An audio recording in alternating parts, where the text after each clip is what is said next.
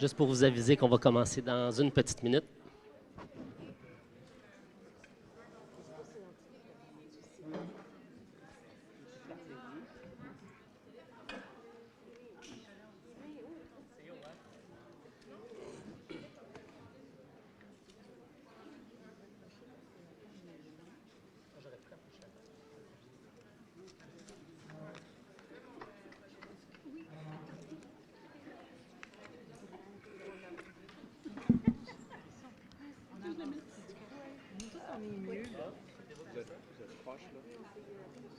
Les caméras, c'est bon.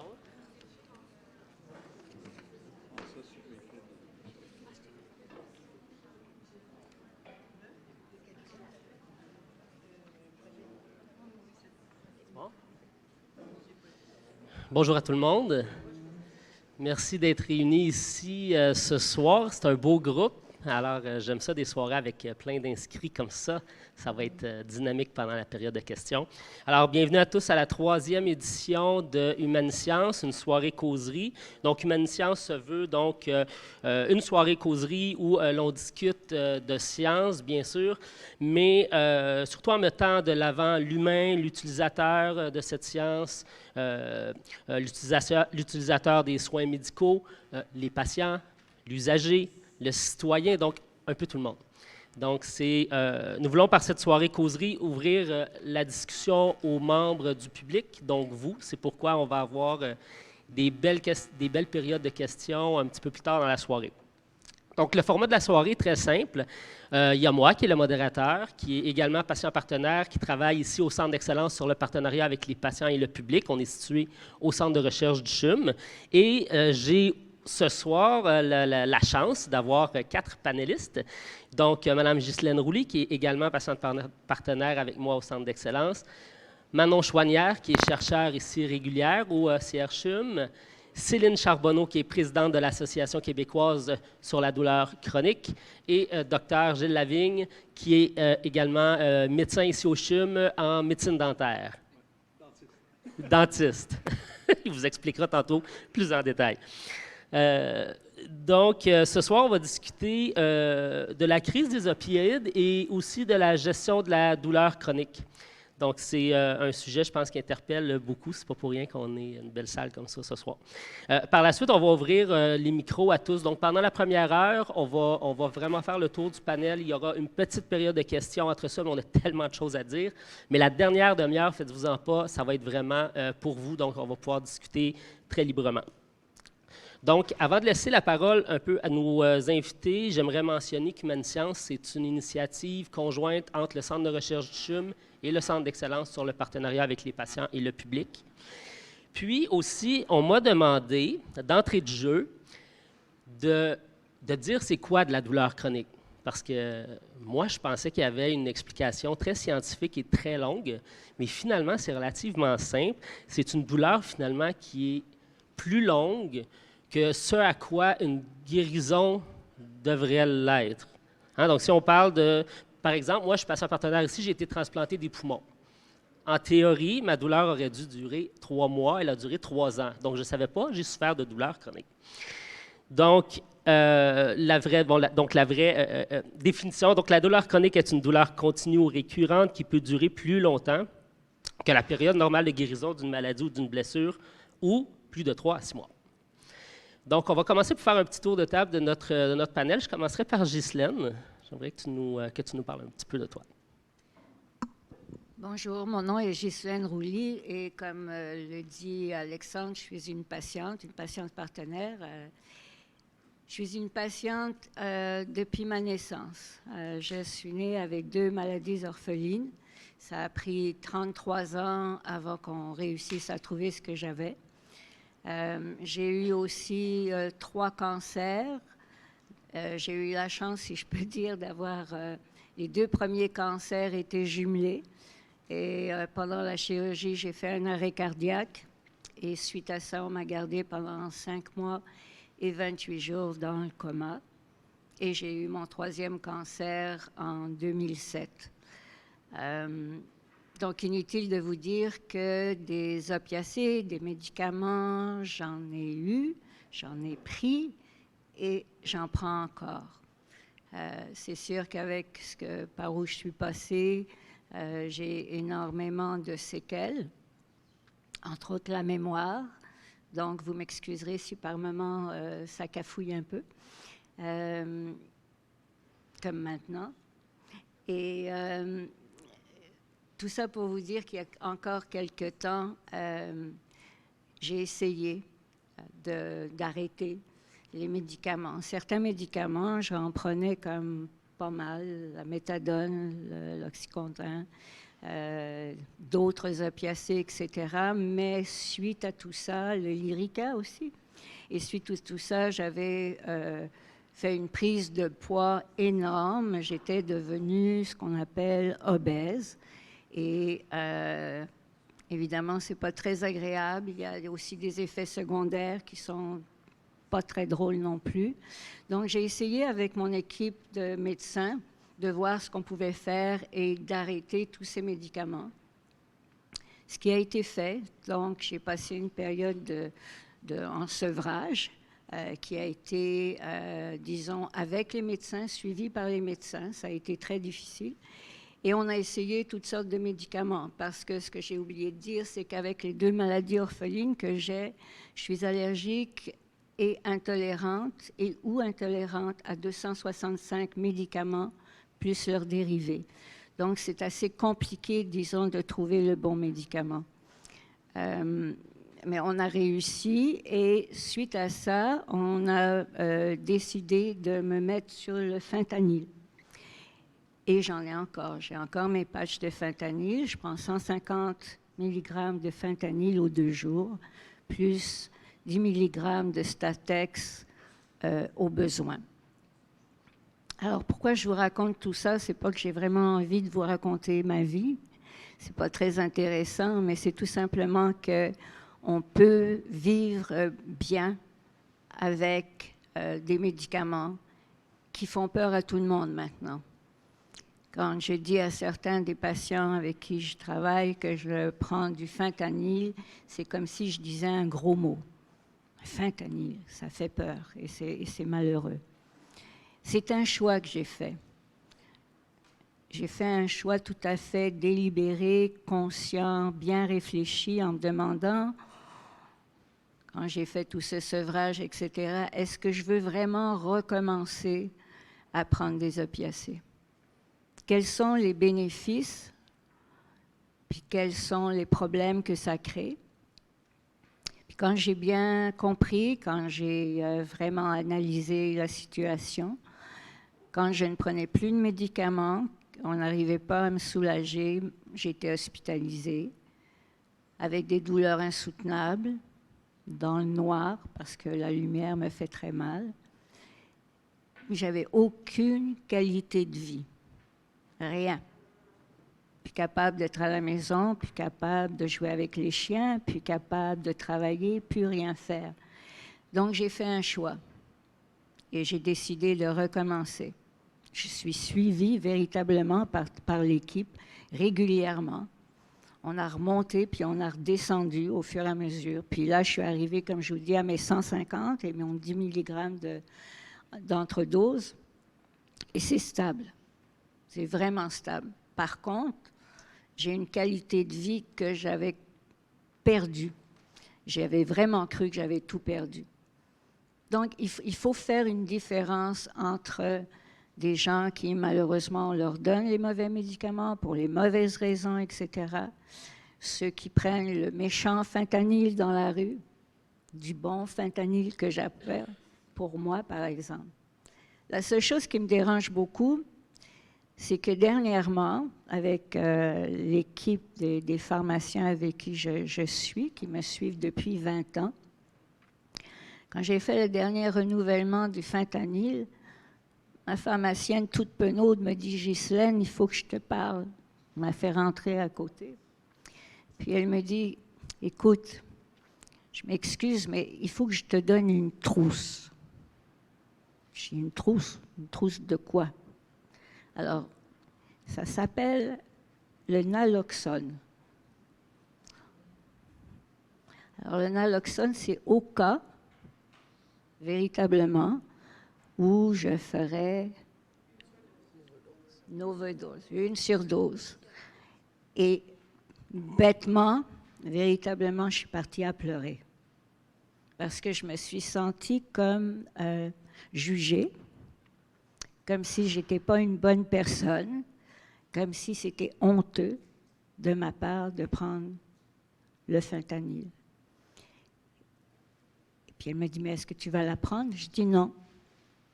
Je dis, ça fait 12 ans que j'en prends, ça fait même plus que ça que je suis sur les opiacés. Je n'ai jamais fait de surdose. Je suis même maniaque, j'ai très peur, je calcule, je regarde, je cache même mes médicaments à la maison et personne ne sait où ils sont. J'ai vraiment une conscience de la dangerosité. Mais est-ce que ça fait de moi une droguée? Non. Est-ce que je suis habituée aux médicaments? Oui. Est-ce que je vais arrêter?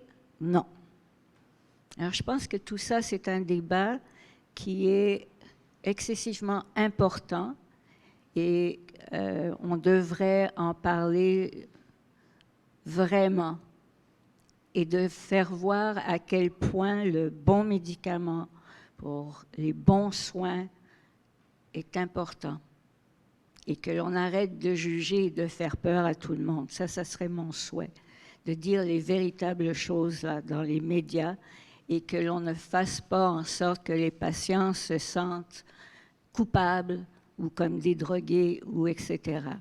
Puis pour en venir aux drogués, pour moi, ce sont des gens aussi qui devraient être soignés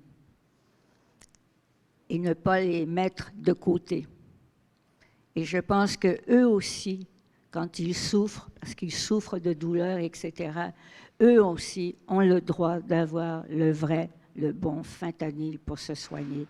Donc, il faut démarquer, il faut vraiment réfléchir à ce que l'on fait et à ce que l'on dit. Voilà. Merci beaucoup, Ghislaine. Je pense que ça met très bien la table pour le reste de la soirée. Manon, je te demanderais rapidement un peu, ta présentation déjà, savoir un peu qui tu es ici au Centre de recherche, mais qu'est-ce qui t'a amené à travailler comme ça sur la crise des opioïdes, la gestion de la douleur, tout ça? Merci, bonsoir. Comme Alexandre mentionnait, je suis chercheur à temps plein ici au Centre de recherche du CHUM. Je ne fais pas de la recherche en laboratoire, je fais de la recherche avec des gens qui souffrent de douleurs aiguës ou de douleurs chroniques. Et ce qui m'a amené à travailler sur les effets négatifs de la crise des opioïdes auprès des patients qui souffrent de douleurs chroniques. Et aussi, je m'intéresse à quels patients sont les plus susceptibles de bénéficier de ce type de médicaments et ceux qui sont le moins susceptibles de bénéficier de ce type de médicaments. Et en fait, les études qu'on fait sur les impacts négatifs de la crise des opioïdes pour les personnes qui souffrent de douleurs chroniques, je siège sur le conseil d'administration de l'Association québécoise de la douleur chronique, dont la présidente est Céline Charbonneau. Et c'est Céline, lors d'un conseil d'administration il y a 3 ans en fait, parce que l'Association québécoise de la douleur chronique offre des groupes d'entraide auprès des personnes qui souffrent. Il y en a dans différentes régions là, à travers le Québec.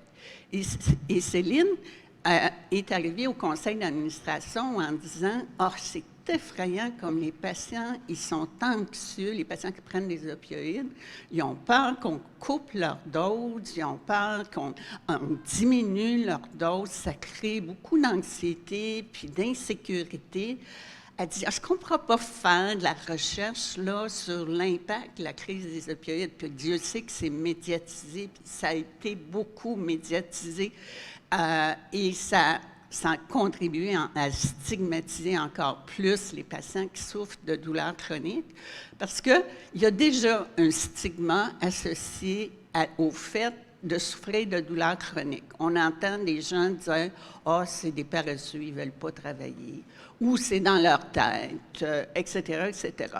Alors, avec la crise des opioïdes, on ajoute un un double stigma, à savoir que c'est des drogués et qu'ils sont accros à leurs médicaments, etc., etc.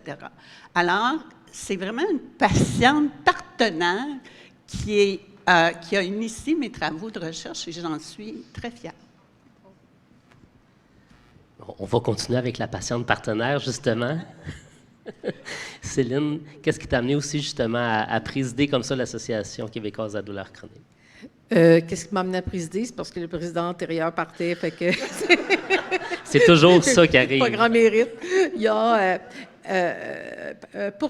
évidemment, toute la douleur chronique, là, c'est pas un sujet le fun, tu sais, bon, mais c'est un sujet qui finit par te passionner. Quand toi, tu as été affecté depuis très, très longtemps dans ta vie. Alors, pour faire une histoire vraiment brève, j'ai eu la chance de pouvoir être traitée à la clinique de douleur de l'Hôtel-Dieu lorsqu'elle était là pendant 10 ans. Est-ce que c'est une chance? Je pense que oui, d'avoir été bien suivie, bien encadrée. Et avant le fentanyl, c'était du Duragesic. Alors, j'en ai pris pendant 7 ans, au moins 7 ans, avec des entredoses. Puis, tu sais, tout ce qu'il faut. Mais ça m'a permis, personnellement, de vivre, de continuer à travailler, d'être active. Ben, tu sais, pas tout à fait active, là, mais plus active et en ayant toute ma tête. Parce que quand on prend des opioïdes, c'est pas le trip... je ne sais pas qu'est-ce que c'est ça, j'ai aucune idée c'est quoi d'ailleurs. C'est pour faire en sorte que ta douleur soit acceptable. Parce que intuitivement, tu sais que si tu augmentes un peu, tu sais ça, je ne sais pas où tu apprends ça, mais tu apprends ça dans la vie, que si tu exagères un petit brin, ça peut t'amener ailleurs facilement. Alors, voilà, et depuis, j'ai eu d'autres opérations qui ont été des succès, relativement succès, et aujourd'hui, je ne prends plus rien. Je voudrais parler du sevrage. Le sevrage, moi, tu sais, on se penche toujours fin, hein, dans la vie. Fait que moi, je dis, on est en vacances, je vais arrêter ça. Non, 2 jours plus tard, j'avais vraiment compris. Alors, ça a pris autant de mois que ça m'a pris, j'en ai consommé. Et ce fut extrêmement facile. Alors, je reviendrai tantôt ce que Manon disait, comment les gens, dans nos groupes d'entraide, on a 26 groupes d'entraide au Québec, et comment les gens quelles conséquences ça a aujourd'hui chez eux. Juste un petit mot que je voudrais dire, je m'excuse si tu me permets. Peut-être juste pour spécifier opiacés, opioïdes, narcotiques, c'est des mots presque des synonymes, là, frères et sœurs, pour désigner une classe de médicaments particulière qui comprend la codéine, l'oxycodone, le dilodide, la morphine, puis le fentanyl, puis méthadone. Bon, j'en oublie peut-être, là, mais c'est une même classe de médicaments. Parce que des fois, là, c'est mélangé un peu. Puis l'autre chose, puis Ghislaine y a fait allusion, il faut vraiment distinguer le fentanyl prescrit du fentanyl qu'on retrouve sur la rue, qui contient, puis c'est du fentanyl de contrebande, il vient souvent de la Chine, qui contient plein de substances. Et en fait, les surdoses puis les décès par surdose sont le plus souvent, c'est le fentanyl contrefait qui est le plus souvent responsable des décès. Puis, alors, c'est important là, de faire cette distinction-là. Désolée, j'aurais dû la faire au point de départ. Ben non, puis, alors, puis ça, c'est une chose que dans les médias, on ne distingue pas. Il y a une crise des opioïdes, puis il y a une crise du fentanyl. La crise des opioïdes fait appel aux opioïdes prescrits, puis la crise du fentanyl, c'est le fentanyl de contrebande. Puis il ne faut pas mélanger les deux.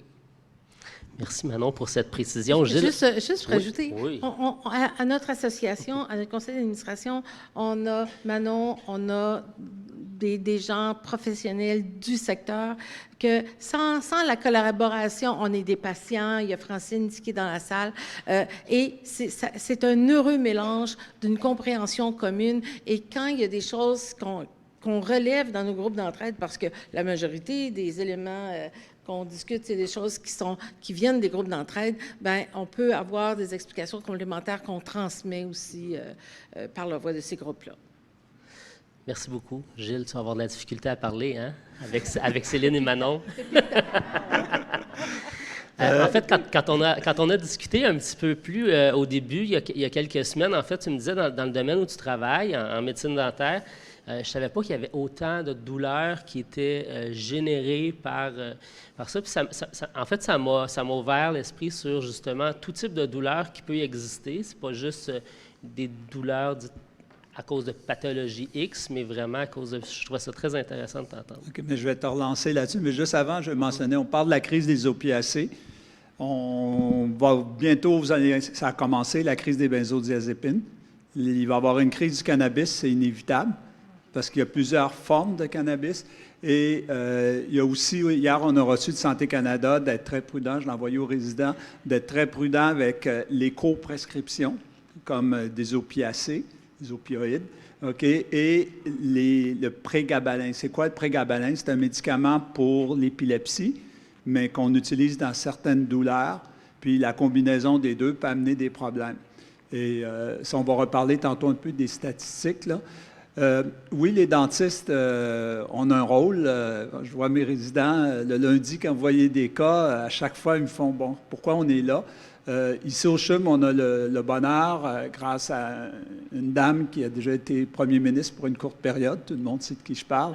Elle avait décidé que quand on avait des patients en douleur, qui avaient des problèmes de cancer de la bouche ou des lésions qu'ils ne savaient pas, ils peuvent venir dans les grands centres hospitaliers, ils peuvent être vus, et c'est remboursé par l'assurance maladie pour les diagnostics, pas les traitements. Les traitements, ce n'est pas couvert. Pourquoi je parle de ça? C'est parce que la dentisterie, c'est un peu un orphelin. De ce côté-là, les douleurs faciales, c'est 8 à 10 de la population qui en a. Et dans toutes les études, c'est toujours oublié. Mes collègues font des enquêtes, ils oublient la douleur faciale.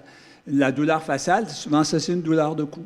Souvent associé, la douleur faciale est l'ATM, l'articulation temporomandibulaire, les névralgies du trijumeau. C'est souvent associé à des maux de tête, c'est associé à de la fibromyalgie. Ça fait que ça répond à ta question. Maintenant, je vais rentrer dans mon truc. Vous m'aviez demandé, Alexandre, tu m'avais demandé, pourquoi la douleur, à quel moment ça m'a frappé dans ma vie? Moi, j'ai grandi dans les Basses-Laurentides, à la frontière de l'Ontario du Québec. Mon père est un médecin de famille. Bon, je sais, c'est pas poli de dire ça encore à un fils de médecin, non, c'est pas ça. Mon père travaillait où étaient les usines. C'était un médecin qui a commencé à faire des sous quand l'assurance maladie était créée. Avant ça, il travaillait, on était payé avec des fraises, des lapins, des canards. C'était comme ça que ça marchait. Et il y avait dans le sous-sol de la maison sa petite clinique. Et il travaillait dans un petit hôpital de Serres, OK, pas loin. Et un jour, je me suis fait réveiller en pleine nuit. Il y a un enfant qui avait joué avec des allumettes, puis il avait un pyjama en nylon. Fait que là, Manon sait de quoi je parle.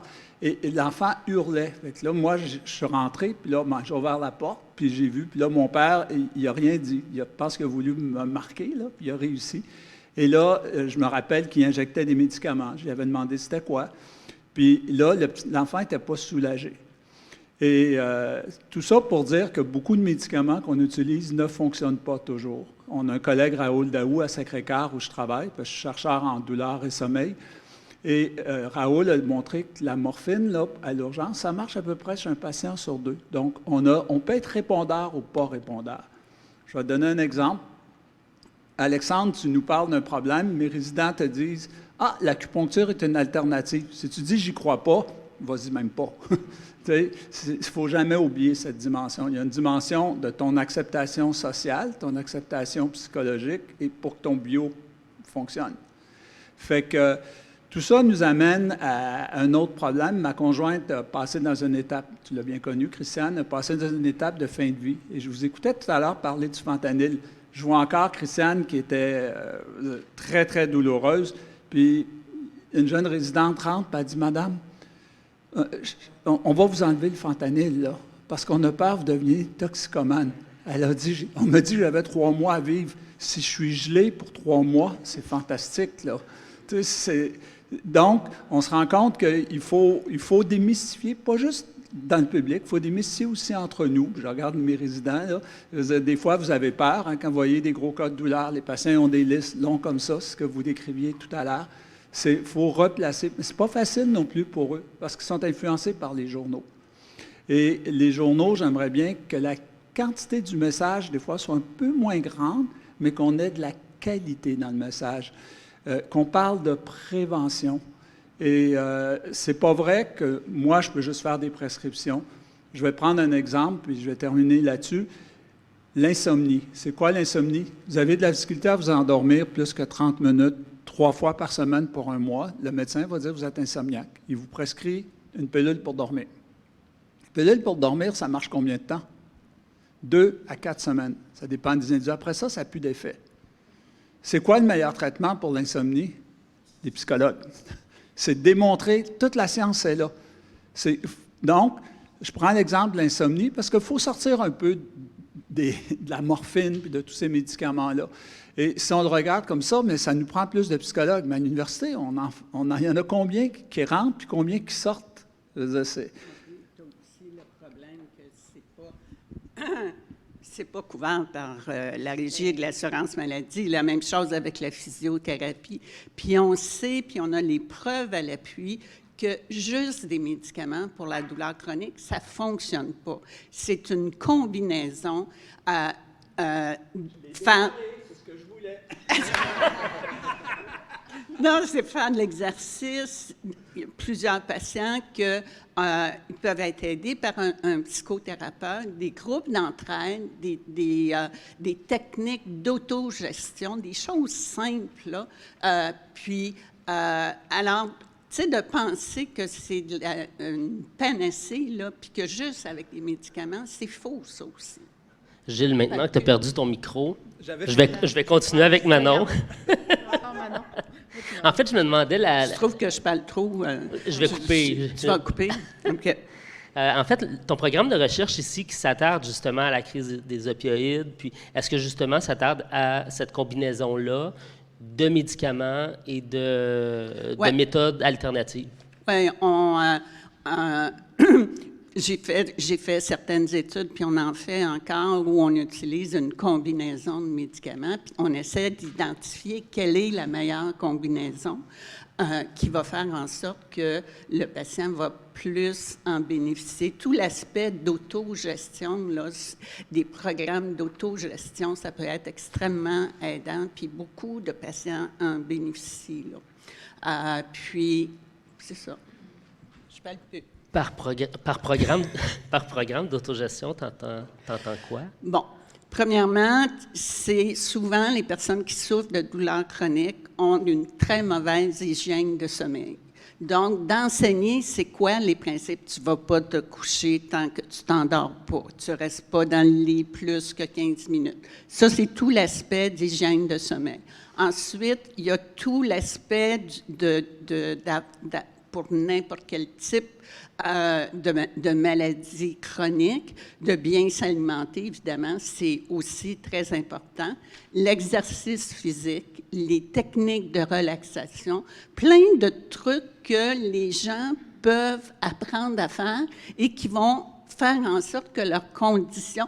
Puis, tu sais, ça va aussi avec la notion de patient partenaire, que tu n'es pas juste un consommateur de soins, là, que tu vas voir une équipe qui vont te dire quoi faire. Toi-même, tu es un partenaire dans tes soins, puis tu interagis avec des professionnels de santé, puis tu t'autogères ta condition et avec l'aide des professionnels, bien, tu réussis à avoir une qualité de vie qui est acceptable.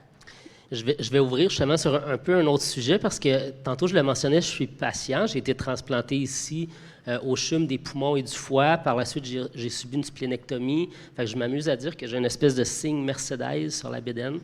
Puis j'ai eu énormément de douleurs. Puis moi, ce que j'ai l'impression, c'est vraiment l'activité physique m'a aidé, il a fallu que j'attende un certain temps avant de reprendre. Et le travail aussi. Juste le fait de reprendre une vie plutôt normale, ça m'a permis, à la place de rester à la maison puis de ruminer mes peines, je pense que ça m'a aidé à me remettre. Aujourd'hui, ça fait 7 ans, puis ça va beaucoup mieux. Puis l'activité physique, là, tu sais, les personnes qui souffrent de douleur ont tendance à ne rien faire. Tu sais, ils arrêtent complètement, tu sais. Puis, alors que c'est le contraire. C'est sûr qu'on ne peut pas faire autant d'activité physique que quelqu'un qui ne souffre pas de douleur, mais c'est un élément absolument important. Puis, comme Gilles mentionnait tout à l'heure que l'insomnie, le meilleur traitement, c'est des thérapies cognitives qui aident considérablement les gens. Pour la fibromyalgie, c'est un type de douleur chronique où les personnes ont mal partout, le traitement qui est recommandé en premier, c'est l'activité physique, avant même les médicaments. Oui, bien évidemment, bien évidemment. Puis, dans certains cas où on va ajouter un médicament qui va faire en sorte, comme Ghislaine le mentionnait, qu'elle était capable de faire plus d'activité physique parce qu'elle avait moins mal, puis qu'elle était capable de travailler, etc., etc. Merci, Manon.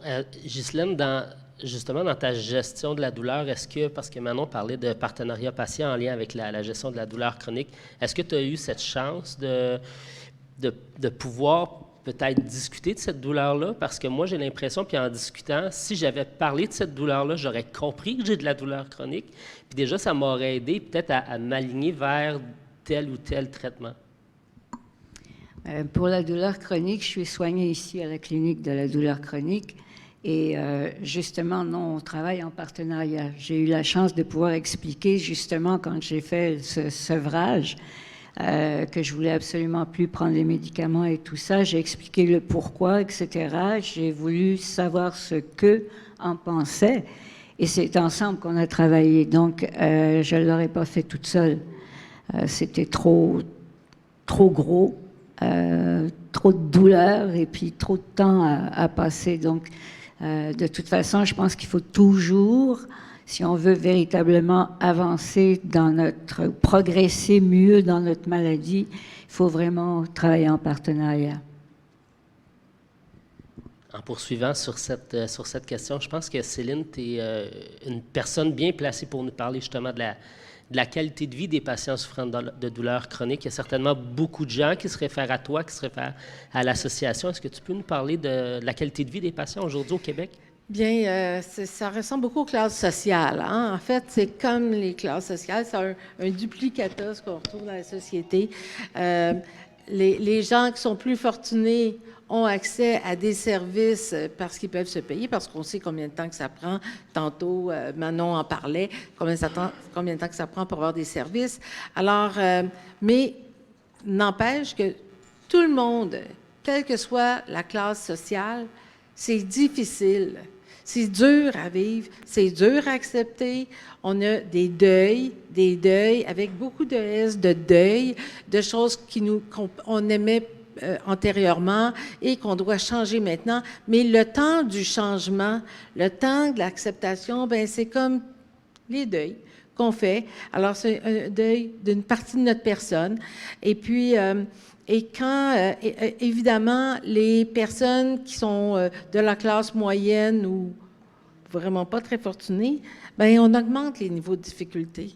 Parce qu'eux ne peuvent pas aller... on a fait une enquête auprès de nos membres et les trois choses les plus importantes pour eux, c'est avoir accès à de la physiothérapie pour nous mettre en action, avoir des activités qui nous conviennent liées à la douleur, avoir des rencontres avec un psychologue ou un thérapeute, appelons-les comme vous voulez, mais pas attendre ça non plus comme en physio, 1 an et demi avant d'avoir un rendez-vous quand on a de la douleur chronique. Plutôt qu'on intervient auprès d'une personne en douleur chronique, plus de chances qu'on lui donne qu'elle se rétablisse. Et puis, il y a aussi les travailleurs sociaux, à cause de l'importance qu'ils ont, qui peuvent nous aider pour faire des budgets, voir notre vie autrement. C'est des rôles complémentaires, particulièrement dans ces 3 groupes, ces 3 types de professionnels-là. Le grave problème, c'est les gens s'isolent. Puis les gens ne bougent plus. Beaucoup de gens ne bougent plus. Alors, on prend des médicaments. Souvent, les médicaments, c'est rare, ça fait maigrir, tu sais. Alors, ça fait prendre du poids. Notre estime de soi au niveau physique, qu'on soit un homme ou une femme, nous plaît plus. Il y a des choses, on s'habille différemment. Bref, se montrer en maillot de bain, ça demande un petit peu d'humilité.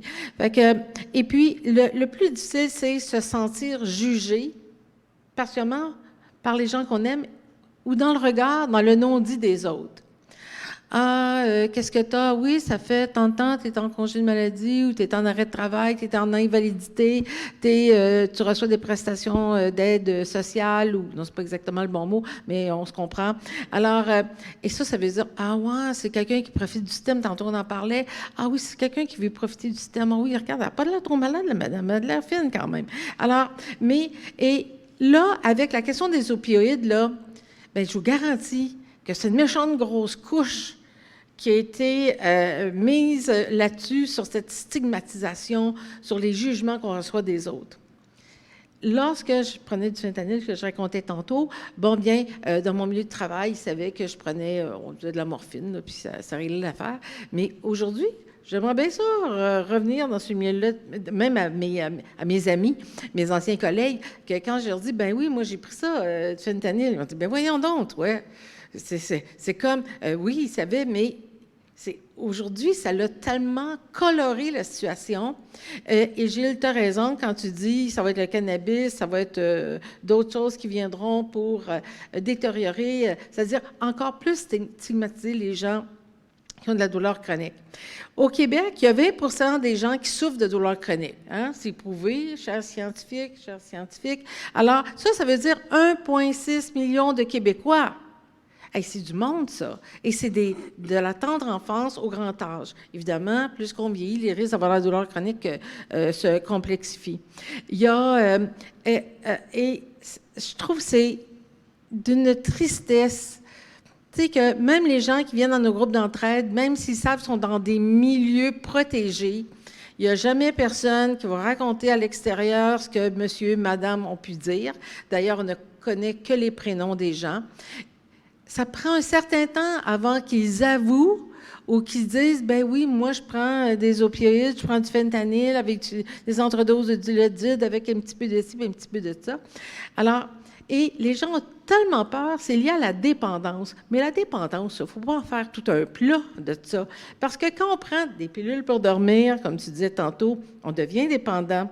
Alors, et quand on prend du fentanyl, oui, on devient dépendant, mais on peut se sevrer quand on y va pas comme...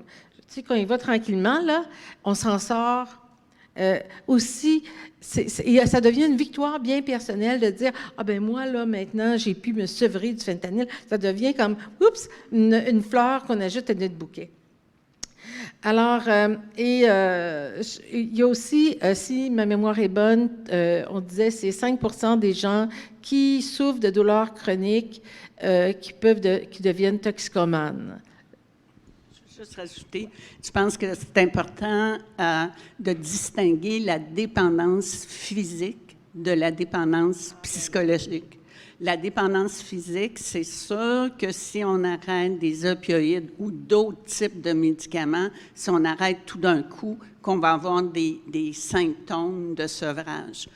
La dépendance psychologique, là, on a des comportements qui sont inappropriés Qu'est-ce que tu veux dire?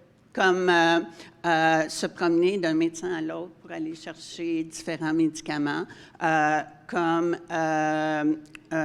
en prendre beaucoup plus qu'on en a besoin. Bon, il y a différents symptômes comme ça. Et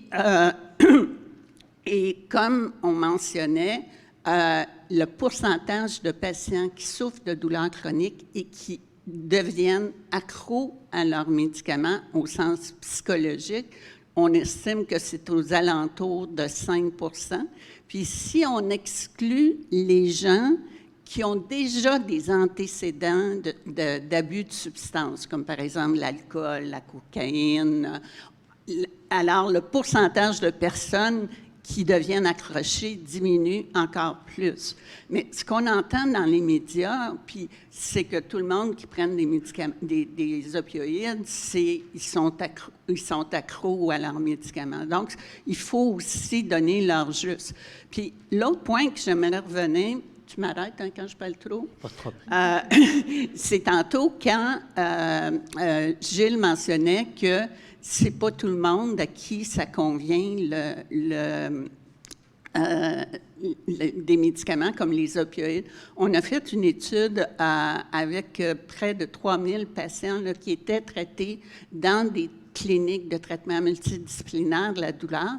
Puis, ce qu'on a trouvé, c'est que chez les gens qui n'avaient jamais pris d'opioïdes et à qui on a prescrit des opioïdes, 60 ont arrêté de prendre ce type de médicaments-là parce qu'il y avait trop d'effets secondaires ou que ça ne les soulageait pas. Et on estime qu'à peu près, chez les personnes qui souffrent de douleurs chroniques, c'est environ une personne sur 5 qui va bénéficier de ce type de médicaments.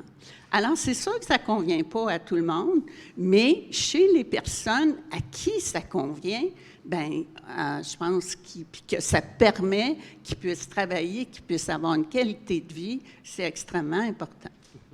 Céline, si tu me permets, j'aimerais beaucoup entendre Gilles par rapport justement à cette crise des opioïdes. C'est sûr que ça doit teinter les pratiques cliniques, puis des patients t'en voient beaucoup. Comment ça change ta pratique au jour le jour? Tu me permets-tu de revenir sur un point important qu'elle a dit? Ben oui. Tu as dit dans le non-dit. Okay? Le regard des autres sur nous. Là, tantôt, j'ai parlé de ma conjointe. C'était fascinant de voir que les gens évitaient d'approcher le fait qu'elle est en fin de vie. Puis s'il y avait bien une période où j'aurais eu besoin que mes collègues médecins m'en parlent, maintenant on m'en parlait. Toi, tu disais comment ça va. Okay? Il y a une personne un jour qui m'a accroché, qui a appelé à l'université, puis qui a dit « Je veux le voir ». Puis je suis allé, c'était le médecin de famille qui suivait mes enfants et ma conjointe, et elle a dit « Je veux savoir comment tu vas ». Pourquoi je parle de ça? Il ne faut pas oublier la famille. Les résidents, vous rappelez ce que je dis toujours aux patients qui sont en douleur chronique, le patient devient comme le centre d'intérêt, mais la famille, elle souffre aussi. Et ça, je ne voudrais pas qu'on l'oublie, et il faut passer au travers de ça. L'autre chose, il ne faut pas se sentir coupable. Ça, c'est vraiment difficile. C'est tellement difficile que je vais prendre un exemple. Je fais toujours un parallèle parce que je veux qu'on comprenne ça dans un élément plus de société. Quand je suis allé travailler aux États-Unis à Washington, Trump n'était pas encore là, okay? Mais il y avait des extrémistes comme lui. Et un jour, j'arrive au travail, puis on était dans les groupes de recherche sur la douleur, il y avait l'équipe de psychiatrie à côté. Et il y a un psychiatre qui commence à nous dire « est alcoolique qui prend un verre de vin tous les jours ». Là, je commence à penser, mon père, ma mère, mes frères, mes sœurs, mes oncles, mes tantes, tout le monde est alcoolique. Je veux dire, un verre de vin rouge, je veux dire, ça fait partie d'une culture. Okay? Aller en France, aller en Italie, bon. Ils en prennent deux. Ils en prennent deux.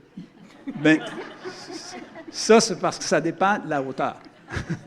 Et donc, maintenant, là, comment on travaille plus avec définir quelqu'un qui est alcoolique?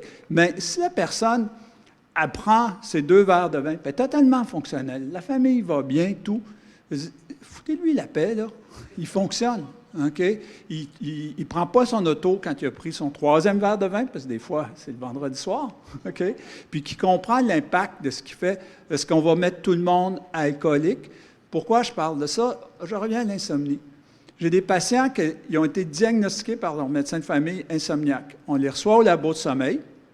On commence à parler avec eux et ils disent « Je me réveille tous les matins à 5 heures.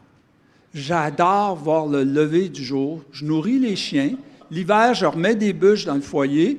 Puis, je retourne dormir 45 minutes. Ma vie est belle. Mais le médecin, il m'a dit que j'étais insomniaque. » Il faut relativer ces choses-là. L'autre chose qui nous fait peur, c'est changer pour pire. Ça nous fait peur. Et ça, c'est un gros problème. Avec l'oxycodone, c'était là qui était le premier signe d'alarme. Michael Conley, il y en a qui savent c'est quoi, il écrit des romans à Los Angeles. Dans ses romans, il expliquait comment avoir un high en crochant le médicament. Tu sais, en crochant, c'était ça, crush the pill. en la mordant, puis là, ça donne un high. Mais c'est pas tout le monde qui a un high avec de la morphine. C'est pas tout le monde qui a un high avec ces pilules-là. Moi, j'ai bien plus de patients qui me disent « je fais le down, je fais le dépressif, je n'ai pas d'énergie, j'ai pas le goût de faire des choses ». Sauf que si le patient, à l'urgence, il nous dit que ça lui a donné un high, là, les médecins, ils ont un système d'alarme qui part, OK, qui devrait partir. Je regarde mes collègues dentistes en douleur post-op. Là, il faut parler avec le patient. Il y en a qui sont capables de dire « je ne retoucherai pas à ça. OK, ce n'est pas fait pour moi. » OK? Là, donc, il y a tout un système de récompense dans le cerveau. Il faut bien séparer la douleur aiguë de la douleur chronique. Aux États-Unis, ils ont dit vous ne prenez plus vos doses, c'est ça qui change les pratiques, là. Vous ne prenez plus vos doses, on baisse les doses. Ce qui s'est passé, les gens sont allés dans la rue. Les gens ont commencé à acheter de l'héroïne. Aux États-Unis, l'héroïne a monté, le fentanyl a pris le marché. Le milieu interloque, c'est de la business, là. Si la business abaisse, ils vont aller ailleurs. Ils veulent garder leur grosse auto de luxe, leur haut train de vie. Ils savent qu'ils ne vivront pas longtemps. Ça fait partie d'être dans ce milieu-là, mais ils veulent en profiter. Je le disais un peu de façon sarcastique, mais il faut être réaliste, là. Ça va toujours être comme ça. Et nos collègues des policiers nous aident beaucoup de ce côté-là. Et une douleur aiguë, c'est une douleur qui dure 2 semaines, 3 semaines. 3 mois, là, c'est longtemps. Mais les résidents, hein, quand quelqu'un a une névralgie du trijumeau, puis ça fait 1 mois qu'il l'a, c'est chronique. Il sait qu'il va avoir ça à jour. C'est quoi, à vie, là? C'est quoi une névralgie du trijumeau? Un choc de 220 dans le mâchoire. OK? Tu te laves le visage, ça part. C'est pas facile à soigner, ça. C'est très difficile. OK? Il y a toute une série de choses qu'il faut faire. Fait qu'il faut bien comprendre que, oui, on va toujours utiliser des opioïdes. OK? Pas que je me trompe avec opiacés. Et on va toujours en utiliser, mais on en a besoin. C'est le toolbox, OK? La boîte à outils du clinicien, c'est un des éléments qui peut être utilisé. La différence, c'est que maintenant, il faut plus parler avec le monde. Manon vient de dire, moi, quand j'ai quelqu'un qui me dit j'ai eu des problèmes d'alcool, j'ai eu déjà des problèmes au casino. Il y a toute une série de trucs. Tu sais que c'est une personne fragile, OK? On a toutes des petites manies, là. Moi, j'aime bien gros les bateaux, là. Je suis un maniaque de voilier. Mes enfants, ils étaient sûrs que j'en aurais un super gros. Il y a 35 ans, mon voilier, c'est un vieux voilier. Je suis dentiste, là. Je le frotte comme une belle dent, là. Il est blanc, il est brillant, OK? Mais je ne suis pas assez fou pour mettre de l'argent là-dessus, parce que c'est le moyen le plus inconfortable, le plus lent et le plus cher pour se rendre d'un point à l'autre. Céline, une petite intervention après ça. Chacun nos dépendances. Hein? Après, on ira à la période de questions. Moi, j'aurais une question. Peut-être que je précède un peu la période de questions, mais parfait. Manon, tu sais, la recherche que tu as faite là, avec auprès de nos membres, des gens de la population au Québec, et quand tu fais la comparaison avec la Colombie-Britannique sur la prise des opioïdes, moi, j'aimerais peut-être que tu dises toi-même, pourquoi au Québec c'est différent? Pourquoi cette crise-là n'a pas l'ampleur qu'on retrouve ailleurs? Y a-t-il d'autres choses qui s'expliquent? On en a parlé un peu, là. C'est que dans une des études qu'on a fait l'année dernière, on a regardé à l'impact négatif de la crise des opioïdes chez les patients du Québec qui souffrent de douleurs chroniques. Puis on a fait la même chose en Colombie-Britannique. Et où la crise des opioïdes sévit d'une façon beaucoup plus importante. Puis notre étude a montré que de fait, ouais. Et en termes justement de décès, de surdose qu'on peut renverser avec du naloxone. Et puis, c'est vraiment là, en Colombie-Britannique, je suis allée à un symposium sur les opioïdes, un symposium canadien, là. C'est 7 personnes par jour qui meurent, là, tu sais. Et puis la plupart de ces décès-là, c'est justement relié au fentanyl. Alors, c'est vraiment un... Fentanyl de rue, là. De rue, oui, toujours. Il ressemble à ce qu'elle boit, là. J'adore, mais pas l'art. Et puis, mais ce qu'on s'est rendu compte aussi, c'est que la province de Québec est la province où on prescrit le moins d'opioïdes et les plus petites doses. OK? Il y a des statistiques, là, puis il y a un rapport récent là, au Québec qui est sorti, puis qui confirme que c'est toujours le cas. Il y a moins de décès, il y a moins de surdoses. Et puis, moi, mon hypothèse, c'est que c'est peut-être des relents de catholicisme, là, tu sais, qu'on nous a appris plus jeunes que c'est... tu sais, les personnes âgées, là, la première chose qu'ils vont dire... Bon, je fais peut-être partie de ces personnes-là, là, mais je ne sais pas... Les personnes plus âgées, mes vieilles tantes, là, tu sais, vont dire « Ah, c'est normal souffrir en vieillissant » ou « Ah... tu sais, je vais me gagner des indulgences au purgatoire si je souffre. » Hermès, ouais.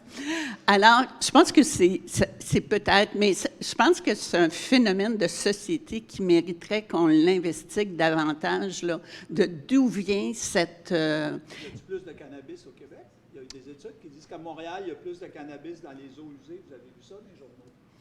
Est-ce que les gens prennent d'autres choses? On ne sait pas. Mais c'est...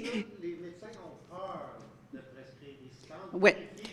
Donc, Ça, c'était l'autre point que je voulais ajouter.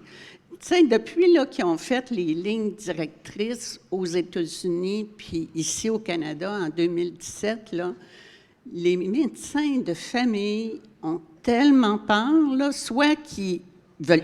Il y a certains médecins qui ont arrêté complètement de prescrire des opioïdes. Il y en a d'autres qui ne veulent pas prendre comme patients des patients qui souffrent de douleurs chroniques qui sont sur opioïdes. Trop. Fait que ça a vraiment un impact sur les pratiques. Puis, ça a un impact pour les médecins de famille, ça a un impact pour les pharmaciens, puis pour les... aussi en post-opératoire. Mais ça c'est peut-être une bonne chose, parce qu'en post-opératoire, là, ça arrivait très souvent que des chirurgiens prescrivaient des opioïdes pour 1 mois, alors que la douleur durait 1 semaine, avec l'idée « je ne veux pas me faire déranger ». Alors, puis là, ce qui arrive, c'est que ces médicaments-là se retrouvent dans les pharmacies et puis, à un moment donné, un visiteur ou un ado... Les pharmacies à la maison, pas les Oui. pharmacies. Non, je parle des pharmacies à la maison, là. Puis c'est comme ça que les opioïdes prescrits se retrouvent sur la rue. Tu sais. Alors, est-ce que j'ai répondu à ta question? Mon fils... Non, c'était pas toi qui me posais une question. C'était Céline. Mais là, je vous coupe. Je me permets de vous couper parce que je le sens là, que ça veut parler là, dans la salle. Mais je voulais juste ajouter un point de mon fils qui a dit, là, il y a un accident de moto, il se brise une jambe, puis il y avait du dilodite, et il l'avait laissé sur le comptoir. Et là, il nous regardait, puis il m'a dit, vous êtes innocents, les parents, là. Savez-vous, je peux vendre ça 5 $ de la pilule dans mes parties? T'sais, on a aussi un rôle comme parents à ne pas laisser traîner des médicaments. Ça, c'est sûr, effectivement. Alors, question. Qui a les micros? Mireille, est-ce qu'on a des questions dans la salle? Sinon, par la suite, on ira voir sur Facebook Live s'il y a. Question à l'arrière, j'ai vu à l'arrière, puis ensuite, monsieur ici.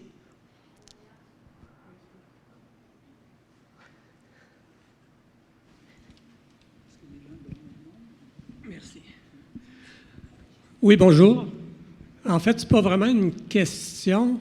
Moi, je suis patient aussi. Je prends des opiacés, des opioïdes depuis 20 ans. Je voulais dire que l'ostracisation, le jugement, où je l'ai plus vécu, et je le vis encore, c'est dans le milieu médical.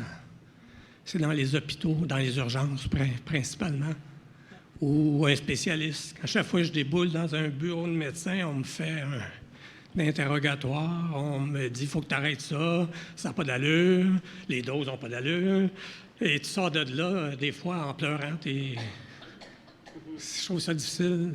Je ne l'ai jamais vécu dans ma famille ou des amis, mais je pense que le milieu médical devrait être sensibilisé, les médecins, beaucoup. Vous avez entièrement raison, parce que je l'ai vécu quand ma conjointe était avec son cancer. Je ne pouvais pas parler, c'était elle, c'était normal. Et je voyais comment elle se faisait traiter. Puis j'oublierai jamais le sourire en coin sarcastique d'un médecin qui la regardait. Puis là, il a commencé, il regarde la résidente, puis il dit « Donne-y du MSO4, elle est venue juste pour ça. » Là, ma femme était biochimiste en recherche, elle travaillait aussi avec Manon. Elle dit, vous savez, la morphine, ça se dégrade dans telle molécule, telle molécule. Là, le médecin s'est retourné, il a regardé. Mais je vais aussi donner l'autre côté. Les résidents, vous ne l'avez peut-être pas vu, mais au cours des années, des fois, il y a des patients qui arrivent et qui marchandent les doses. Je regarde une personne, il y en a qui marchandent le naproxène. Ils leur vendent à des amis, la naprox. Il y en a qui marchandent des pilules pour dormir. Et on s'en va à droite ou on s'en va à gauche. Et on ne doit pas juger au départ, mais quand ça fait 3 fois que tu te faisais que tu es le pire docteur qu'ils ont jamais vu, que tu es un trou du, OK? Que tu ne comprends rien, que tu ne comprendras jamais rien, qu'on souhaite que ta mère meure. Je dis, elle vient de mourir, c'est correct. OK? Il y a aussi ce problème-là, puis je ne veux pas les excuser, là, mais j'ai vécu l'autre côté aussi. Puis là, ce qu'il faut apprendre, c'est qu'il faut éduquer. Il faut éduquer autant les cliniciens, mais il faut aussi comprendre que des fois, on se ramasse dans des situations vraiment embêtantes. Puis quand quelqu'un dit « Je sais où tes enfants sont, je sais où tu habites », tu sais, ça devient fatigant. Oui, effectivement. Monsieur ici, s'il vous plaît. Oui. Moi, je m'appelle Michel, je suis de la Montérégie. Bien, je pense que je vais rester assis. Tout le monde est assis. Écoutez, j'ai revécu à peu près tout ce que vous avez dit, surtout madame au bout, là, ça me rejoint beaucoup. Moi, j'ai eu un accident d'auto énorme à l'âge de 17 ans et j'ai été dans le coma plusieurs mois, puis avec des corsets, puis j'ai réussi à revenir, puis j'ai continué à travailler.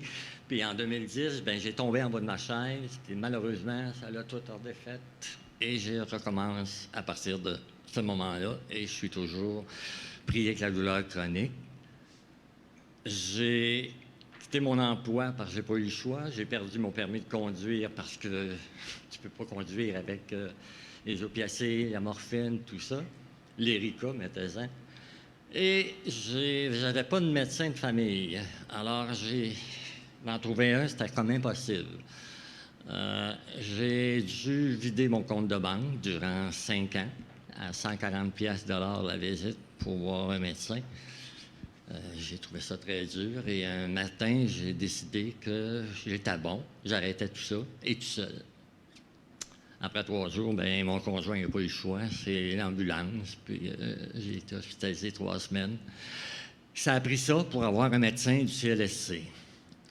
Un jeune médecin, tout jeune médecin, mais d'une logique extraordinaire.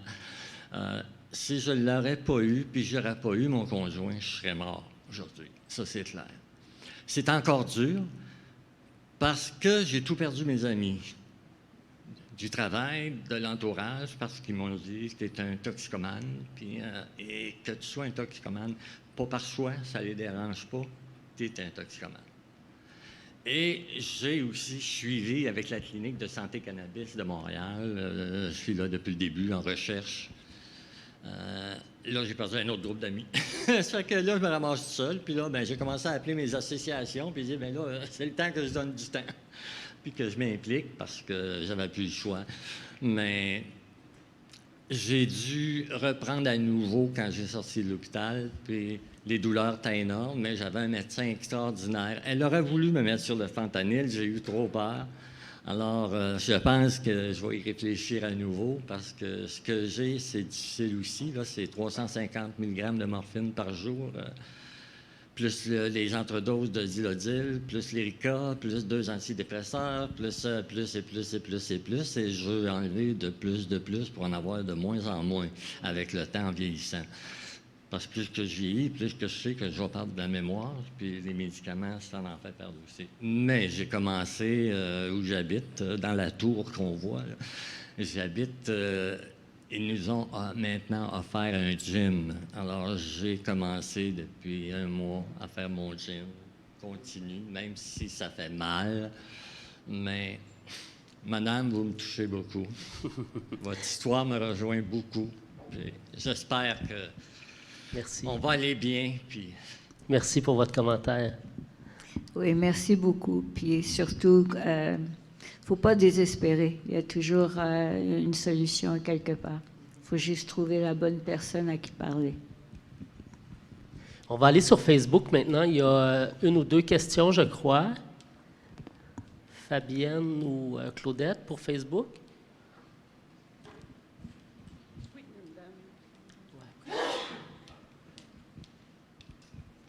Oui, donc on avait 2 questions des médias sociaux. La première, on a parlé un petit peu plus tôt d'activité physique, les bienfaits de l'activité physique. Est-ce qu'il y a des activités physiques qui sont plus recommandées ou plus appropriées pour les personnes qui souffrent de douleurs chroniques?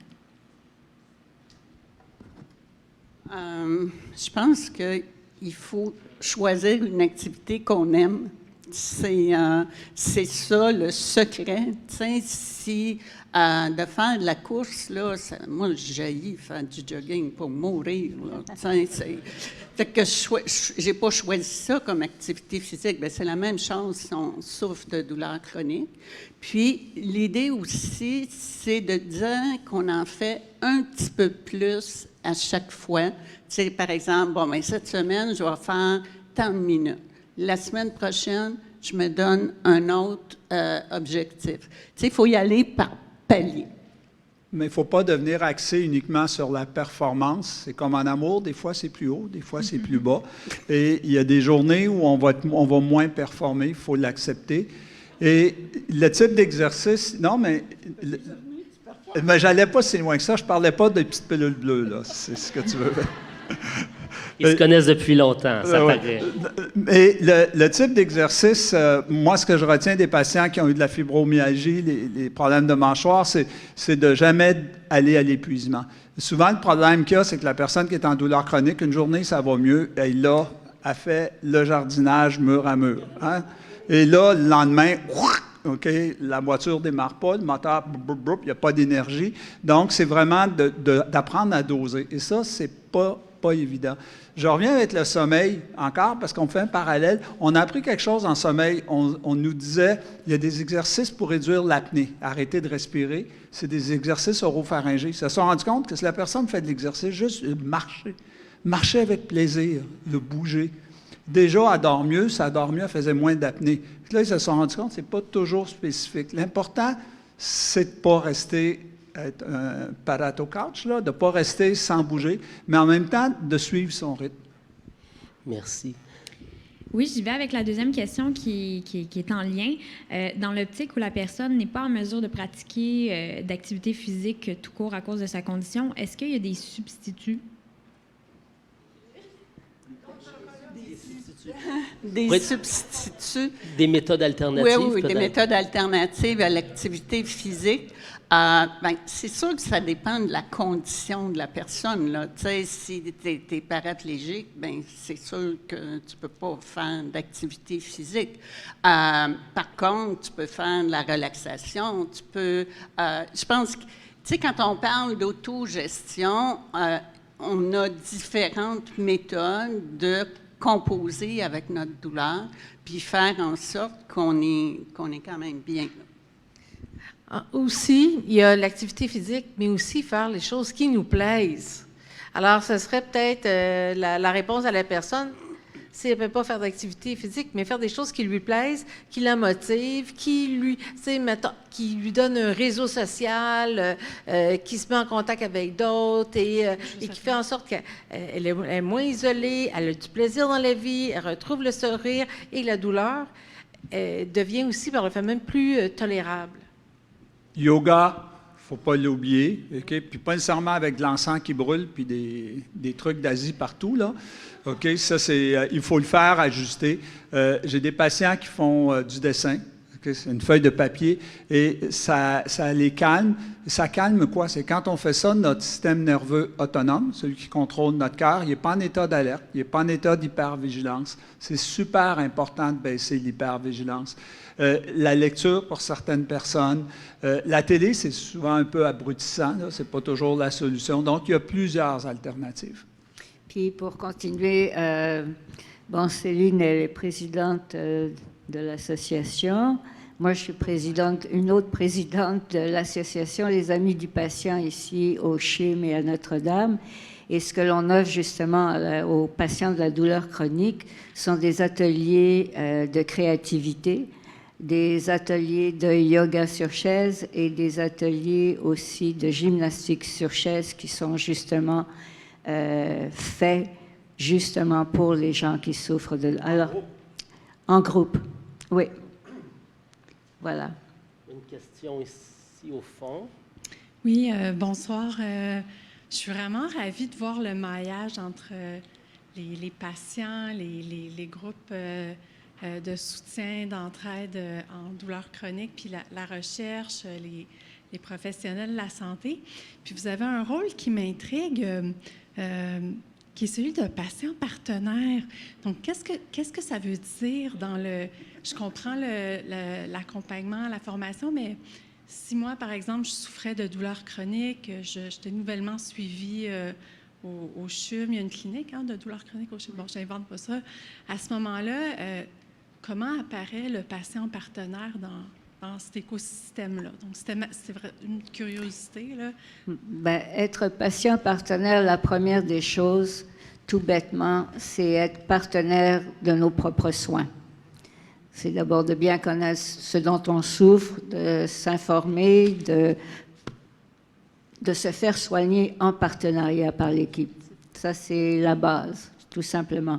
Maintenant, nous, les patients partenaires que nous sommes, et il y a toute l'équipe qui est ici, vous pouvez aller sur le site de l'Université de Montréal, la faculté de médecine, à la direction, collaboration, partenariat patient.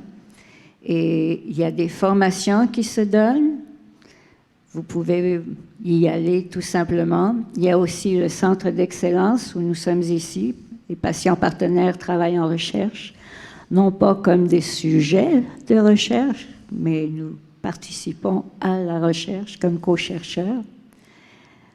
Et voilà. Si vous voulez avoir plus d'informations, je pourrais vous en donner après. C'est une notion qui est pas nouvelle, le patient partenaire. C'est une notion qu'il a fallu ramener un peu dans le modèle des pratiques. Dans notre système québécois de santé, quand vous allez chez le médecin, ça passe, vous le payez, mais vous le payez une fois par année au mois d'avril. Okay? Vous ne le voyez pas le reste de l'année. Et il y avait eu un peu une désappropriation du rôle de vraiment prendre le patient et de discuter avec le patient. Combien de patients nous disent, je suis allé en chimiothérapie, on me dit one size fits all, puis on sait qu'il y a plusieurs approches. Pour la douleur, c'est la même chose. Quand vous allez chez le physiothérapeute, vous payez, OK, et vous avez le choix. Puis finalement, vous pouvez aller à un ostéo-physio, vous pouvez aller vers ci, vers ça. La notion partenaire était quelque chose qui s'est un petit peu perdu de vue. Là. Le bon médecin de famille, ceux qui ont mon âge, Dr. Welby se rappellent de ça, là. Ça s'était perdu. Là. Donc, ça, il faut le faire. Il y a une autre chose aussi, je voudrais qu'on soit clair. Je ne voudrais pas qu'on ne reconnaisse pas le fait que si vous, demain matin, vous devez aller à la clinique de douleur, et la même chose dans d'autres domaines, il peut y avoir des listes d'attente jusqu'à 1 an. Okay? Ce qu'ils font, c'est qu'ils ont des priorités. Oui, mais j'essayais de ne pas être trop pessimiste. OK? Et c'est la même chose à la clinique de sommeil, sauf qu'il y a des priorités. Il faut voir aussi comment ça se passe. Et ce n'est pas parce qu'ils vous ont mis sur une liste plus longue que votre douleur n'est pas importante, c'est qu'on a des ressources limitées.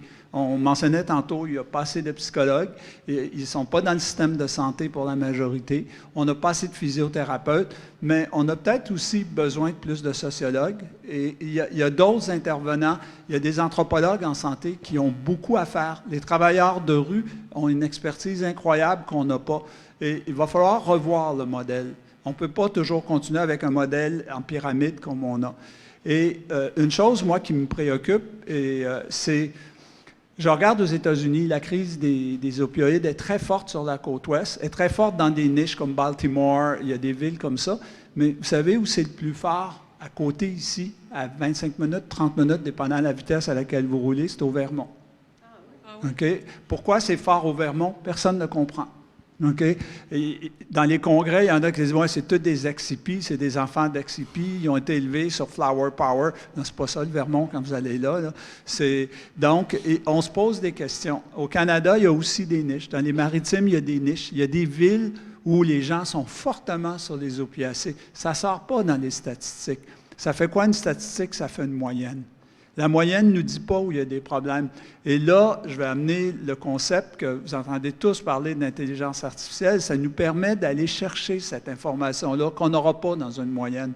Aller voir pourquoi dans une région c'est comme ça. On va peut-être se rendre compte qu'une région où il y a plus d'accidents de voiture parce que les routes sont moins sécuritaires. Il y a plus de glace. Le type d'usine qu'il y a là, le type d'employé, ainsi de suite. J'ai un fils qui travaille en agriculture. Je regarde le risque auquel il est exposé. C'est énorme par rapport à moi qui est dentiste. Je suis masqué, ganté, dans un endroit hyper stérile. J'ai beaucoup moins de risques que lui, à moins que le chum me tombe sur la tête. Il ne devrait pas. On va poursuivre avec les questions parce que je vois l'engouement. Donc, il y avait une question, monsieur, ici, à l'avant, dans l'arrière, puis aussi sur Facebook.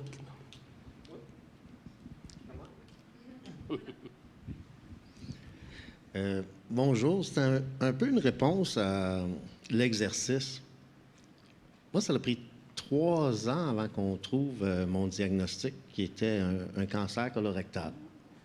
J'ai subi la fatigue et tout ça, toute l'espèce de stigmatisation que c'était dans ma tête, là, avant qu'il... Ça a été mon médecin de famille, beaucoup... On dirait comme pour sauver des coûts. Non, on ne donnera pas ce test-là. Là, ta famille, tu n'as pas d'antécédents et ci et ça. Puis, alors, le côté, comment est-ce qu'on se retrouve là, avec un diagnostic, un bon diagnostic, c'est assez difficile. À cause des médecins, ils sont comme contraints. Ils ne peuvent pas... c'est comme une dépense, puis ils vont se faire taper ses doigts. Tu n'aurais pas dû dépenser ça, faire ce test-là. Comment est-ce qu'on peut essayer de bypasser ça sans dire je sais où tu habites, puis je connais tes enfants? Là. Il doit y avoir une manière plus adéquate pour ça. Je suis contente que vous apportiez cet aspect-là, parce que je me souviens, à un moment donné, je parlais avec une personne qui souffrait de douleurs chroniques, puis je lui disais... Qu'est-ce que tu souhaiterais le plus? Puis, elle a répondu, c'est qu'on me croit quand je dis que j'ai mal. Puis, parce que, tu sais, tu n'as pas de signe objectif, là. Tu peux pas faire une prise de sang puis dire, bon, cette personne-là a de la douleur, puis l'autre n'en a pas. C'est un phénomène extrêmement subjectif, mais en recherche, là, puis dans la littérature scientifique, ce qu'on dit, c'est que la meilleure façon de mesurer la douleur, c'est de se fier à la personne qui souffre de douleur. Elle est le mieux placée pour dire ça. Puis, pour répondre à l'aspect de votre question, tu sais, c'est malheureux, puis c'est pas de leur faute aux médecins de famille, mais ils ont presque pas de formation pour évaluer la douleur chronique. Ils n'ont presque pas de formation sur les médicaments contre la douleur et puis sur tout l'aspect là, que la douleur, c'est un phénomène complexe puis qu'il ne faut pas juste traiter l'aspect physique. Puis la même chose, ils n'ont pas une bonne formation non plus pour tout ce qui est toxicomanie. Puis ça, c'est parce que dans ce qu'on appelle le cours de médecine, il n'y a pas suffisamment d'heures qui est consacré à enseigner aux médecins comment évaluer la douleur puis comment la traiter. Ça, c'est des raisons, mais il peut y avoir un livre d'excuses, là, ça dépend, là, mais qu'est-ce qui pourrait fonctionner pour qu'au lieu que le médecin passe son cerveau à dire comment est-ce qu'on va me regarder, à dire ben comment je peux aider ce patient-là, parce que c'est comme il déconnecte de toi là, c'est sa préoccupation. Mais ça, la nouvelle génération de médecins là ont une formation là en termes d'écoute, ils ont des cours, ils sont beaucoup mieux outillés que peut-être la génération de médecins que vous avez connue, là. Puis ça, je pense ça va changer, là, beaucoup. Puis actuellement, toutes les facultés de médecine à travers le Canada se sont réunies puis ont créé un comité pour augmenter le nombre d'heures de cours qui est consacré à la douleur. Fait que ça va changer aussi. Il faut avoir de l'espoir. Au niveau de la formation. Merci. Puis pour revenir tantôt à l'exercice, je voulais dire, moi, cette période-là a été longue. J'ai fait ce qu'il ne fallait pas que je fasse, c'est-à-dire m'isoler, me coucher, puis ça a empiré mon cas. Alors, ce que j'ai fait pour reprendre l'activité, moi, je demeure à Saint-Jérôme. Puis là, on a, avec la Fondation Virage, le privilège d'avoir de la kinésiothérapie. C'est comme 1 heure le lundi, 1 heure le mercredi. Mais j'arrive là, après mon traitement de chimio que j'ai aux 2 semaines, je suis épuisé. Mais juste le fait de partir de chez nous, de prendre le train, transport en commun, monter une petite marche, de m'activer, c'est ça qui m'a amené à... Parce que moi, tout seul, chez nous, les exercices, oublie ça, là. Alors, quand on dit activité physique, c'est peu importe ta situation, active-toi un peu. C'est comme s'acheter une maison pour économiser de force, là. C'est maison de... un peu de... une médaille. Je m'assure que ce soit diffusé là, dans les médias, ce que vous dites. Bien, c'est ce que je vis, ce que j'ai vécu, puis on dirait qu'on manque de transparence, de vouloir parler parce qu'on se sent jugé, là. Mais moi, là, c'est au contraire, c'est partager ça. Il me semble que c'est pour ça que la parole est venue aux humains, pour aider les autres, là. Moi, j'aimerais... Oh, pardon. Je m'excuse, je vais aller vite simplement. C'est que ce que Manon disait tout à l'heure, c'est qu'on ne nous croit pas. La preuve, ça a pris 33 ans, moi, avant qu'on trouve les 2 maladies. J'ai été même internée. C'est très long.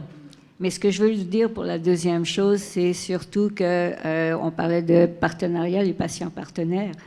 On donne des cours, les patients donnent des cours avec les professionnels de la santé à l'Université de Montréal, justement, aux jeunes professionnels de la santé, justement pour changer, pour leur apprendre, pour leur montrer qui nous sommes, qu'on est des vraies personnes et pas seulement une maladie. Et donc, il y a un changement qui se fait et je suis soignée par une équipe qui est beaucoup plus jeune maintenant et on voit. Donc, il y a beaucoup d'espoir, beaucoup. Très rapidement, une suggestion qu'on fait dans nos groupes d'entraide, tu sais, quand le médecin réagit comme le vôtre, là, parce qu'il y en a quelques-uns, il y a aussi d'arriver préparés, nous, comme patients, avec des ordres de priorité.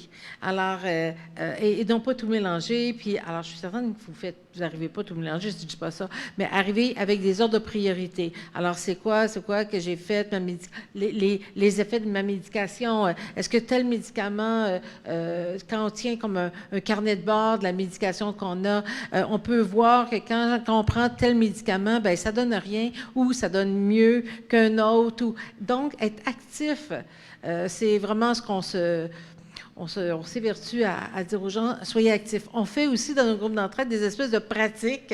Alors, comment on est, comment on se tient devant un médecin, tu sais, parce qu'il y a ses préjugés, il y a sa vie, oui, c'est ça. Puis, et puis, l'autre chose, comme on sourit, hein, c'est pas parce qu'on a mal qu'on arrête de sourire. Mais alors, donc, donnez-leur juste. Et vous avez sur vos tables une espèce d'échelle de douleur. De douleur, ça me donne des chaleurs. Ah, ben merci. Alors, et arriver à disant, bon, bien là, maintenant, j'ai ça, parce qu'il y a des petits bonhommes de sourire, puis il y a des mots aussi en dessous, puis il y a des couleurs.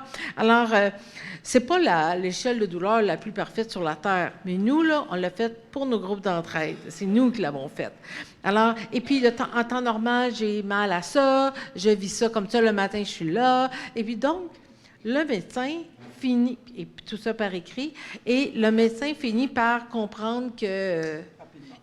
parce qu'il y a 10 minutes, hein? Merci beaucoup. Merci, Céline. En fait, j'ai bien aimé cette charte de douleur parce que je pouvais associer... moi, en fait, ça ne m'a jamais rien dit, le 0 à 10, parce que je me disais, à 10, est-ce qu'on s'évanouit tellement on a mal? Puis là, avec les petites faces comme ça, je me dis, ah, OK, oui, je suis capable de me situer beaucoup mieux. On a une question à l'arrière, ensuite une sur Facebook, on a une autre devant, puis après ça, on verra combien de temps il nous reste. Oui, je voulais savoir, moi, je suis suivie à la clinique antidouleur, ça va faire 5 ans. Je prends moi aussi du fentanyl avec morphine, oui, c'est ça. Ça fait 5 ans que je suis suivie, moi aussi, à la clinique antidouleur ici au CHUM. Moi aussi, je prends fentanyl, morphine, oxycodone, en tout cas, une panoplie de médications. Puis, dernièrement, j'ai demandé d'arrêter la morphine parce que j'ai des problèmes avec mes reins, mon foie, puis la digestion, pour remplacer par le CBD, de l'huile de CBD. Puis, c'était comme si je demandais la lune C'était un problème que là, le médecin n'était pas certaine de savoir qu'est-ce que j'allais avoir comme molécule, si j'allais chercher ça n'importe où. En fin de compte, j'ai réussi à avoir une prescription médicale pour pouvoir me faire référer à la coopérative, en tout cas, où est-ce que je peux me procurer de l'huile de CBD pour au moins diminuer la morphine. Mais ça a été vraiment compliqué de pouvoir faire un changement, en tout cas, de m'enlever au moins la morphine de toute ma médication. Puis pour vrai, ça fonctionne bien. Puis ça me fait au moins une chose de ma liste d'enlever. Je peux revenir? Oui. Ce que vous mentionnez, c'est des histoires qu'on entend à la clinique régulièrement. Pour le bénéfice des gens ici, il faut comprendre que si on décompose le cannabis, là, il y a une composante qui est le THC puis le CBD.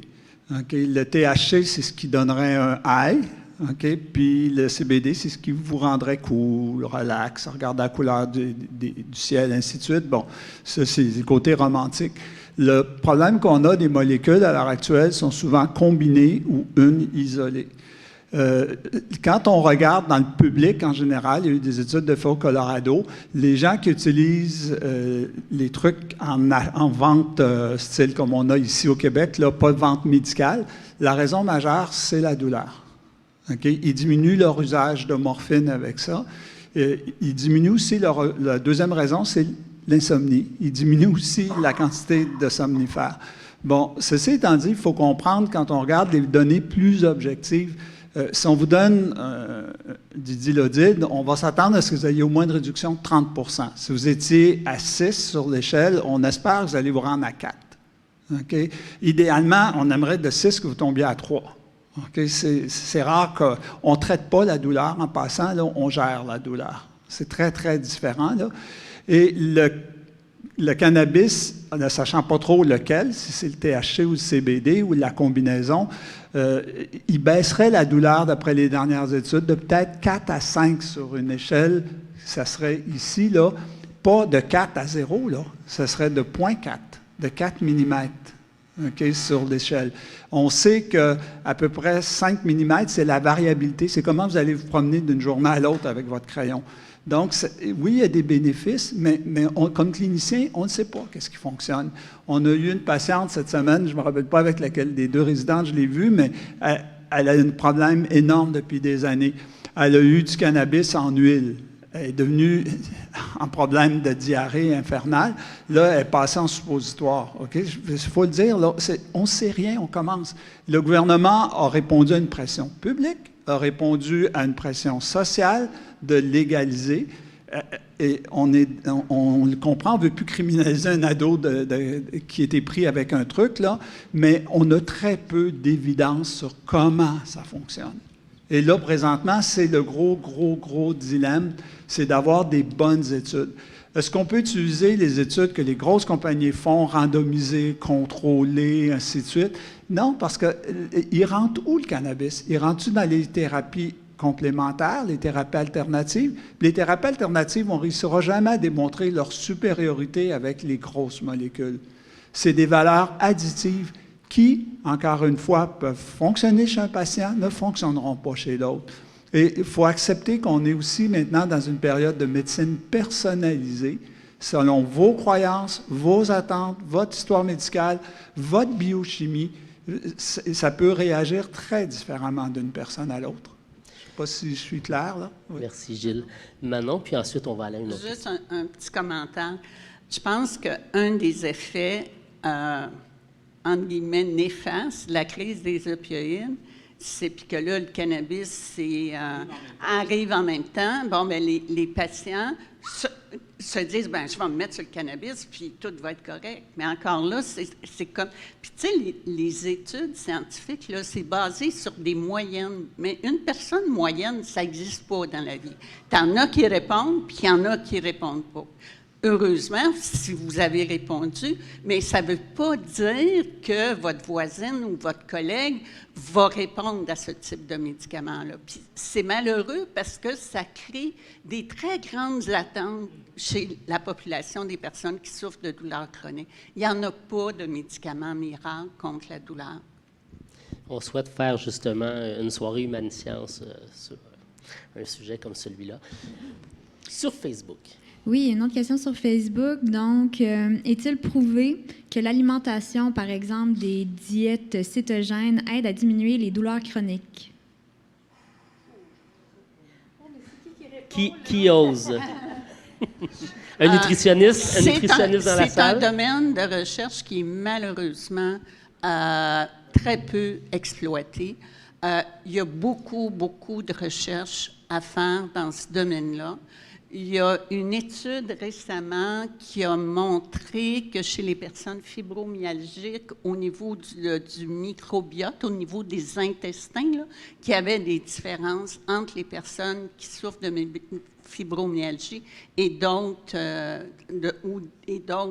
types de douleurs. Mais de savoir que telle diète ou telle autre diète, ça, je ne suis pas en mesure, je ne connais pas suffisamment cette littérature. Alors, je crois Encore une fois, c'est des approches qui sont complémentaires. Complémentaires, ce n'est pas négatif, là. C'est souvent additif. Et il y a beaucoup à faire. Il y a combien d'aliments, là? OK? C'est comment on va savoir qu'est-ce qui fait pour une personne qui ne fait pas pour l'autre. Les patients qui ont de l'arthrite, il y en a qui disent « je coupe les viandes rouges, je suis mieux que les viandes blanches ». Il y en a d'autres qui disent « je coupe le gluten dans les pâtes, je prends des pâtes sans gluten ». Il y en a d'autres... Il y a beaucoup de recettes, mais à l'heure actuelle, la science a de la difficulté avec les méthodes actuelles à mettre ça en évidence. Et on revient encore une fois, ce qui marche chez une personne ne peut pas marcher chez l'autre. On a des grands preachers qui vont vous dire « j'ai la diète ». Si les diètes fonctionnaient si bien pour l'obésité, Weight Watcher n'existerait plus, là. Puis, je pense qu'il faut faire attention dans tout ça, là, c'est que souvent, avec les méthodes complémentaires et alternatives, les coûts sont très élevés. Puis les gens sont prêts à essayer tout pour faire disparaître leur douleur, alors ils dépensent des fortunes. Alors, peut-être juste s'assurer là, qu'il y a une base scientifique à ce qu'on prétend pour telle ou telle diète. Mais la science n'est pas toujours parfaite. Ben non. Puis des fois, tu n'en as pas de données. Il y a, pour continuer dans la même veine, alors évidemment, c'est une question qui nous est posée dans nos groupes d'entraide. Oui, est-ce qu'on devrait tous se mettre... Tu sais, quand il y a une personne qui le fait et ça fonctionne bien, bien, c'est tant mieux pour elle. S'il y a d'autres personnes dans le groupe qui veulent l'essayer, ils n'ont pas grand-chose à perdre, ils ne mourront pas de faim. Et si ça fonctionne, tant mieux. Si ça ne fonctionne pas, ils reviendront à leur alimentation antérieure. Comme pour d'autres, le yoga, c'est bon. Pour d'autres, ça les rend incroyablement... Tu sais, donc, il n'y a rien... Il n'y a rien de standard. C'est pas compliqué. Hein, c'est ça la réponse. Il n'y a rien de standard. Ça vaut la peine de l'essayer, mais et là, ça ne fonctionne pas tant pis. C'est erreur. Et puis, parce que c'est vrai qu'il y a des gens qui sont des prêchis-prêchats il y a juste une chose qui existe dans la vie, mais non, en douleur chronique, c'est dommage, mais c'est pas ça. Merci, Céline. On a une dernière question à l'avant. En fait, ce n'est même pas une dernière question, c'est juste un supplément. Puis Céline en a parlé tantôt. Je voulais ajouter que la grille de 1 à 10, c'est assez subjectif. Et puis, quand on n'est pas entendu de son médecin, je pense qu'il faut se poser la question, est-ce que j'y ai vraiment dit comment j'avais mal? Alors, moi, j'ai été élevée, pense-y pas, tu ne seras pas malade ou arrête d'y penser, puis ça va faire moins mal. Alors moi, c'est le médecin qui m'a finalement qui m'a allumé là-dessus, que si moi je dis j'ai mal à 5 sur 10, ben en fait, je dois rajouter 2. Il faudrait que je dise j'ai mal 7 sur 10. Je pense que la soirée est terminée. C'est les lumières automatiques du CRCHUM à 7 heures, ça baisse. Alors, c'est juste pour ajouter. On va improviser. Juste ajouter qu'il faut vraiment dire sa douleur. En tout cas, moi, c'est mon cas. Puis je me dis qu'il doit y en avoir d'autres qui ne disent pas suffisamment la douleur qu'ils vivent. Merci beaucoup. Merci beaucoup. En fait, je pense que j'aimerais conclure la soirée en fait en disant que la douleur chronique, c'est pas quelque chose de simple. Il ne faut pas non plus se sentir stigmatisé parce qu'on a un problème comme celui-là ou parce qu'on doit prendre certains opiacés. C'est important d'en parler, c'est important de se faire accompagner. Il y a justement des groupes de soutien qui existent. C'est super important. J'aimerais énormément vous remercier. Gilles, merci beaucoup. Merci pour votre temps. Céline, Manon, Ghislaine, ça a été vraiment une superbe soirée, je pense, plein de belles discussions. On reste ici encore quelques minutes si jamais vous voulez nous accrocher, aucun problème. Je voudrais juste dire que ceux et celles qui souhaitent rejoindre l'Association québécoise de la douleur chronique, leur site, il y a des brochures, puis le site web, là, c'est facile à retenir, c'est douleurchronique.org. Pour terminer sur notre super beau site de l'Association de la douleur chronique, il y a beaucoup d'informations. C'est sûr que ce n'est pas encyclopédique, mais il y a énormément d'informations, pas seulement de base, mais de différents éléments, des différentes causes de la douleur chronique. J'ai adoré comment on a commencé avec Ghislaine, qui disait « Mon équipe, on est membre d'une équipe. Okay? » Et moi, je répète toujours, je ne vivrai jamais assez longtemps pour remercier mes patients, comment ils m'ont stimulé à faire de la meilleure recherche, puis mes Moses de résidents qui me posent des questions impossibles. Merci beaucoup à tout le monde. Passez une belle soirée.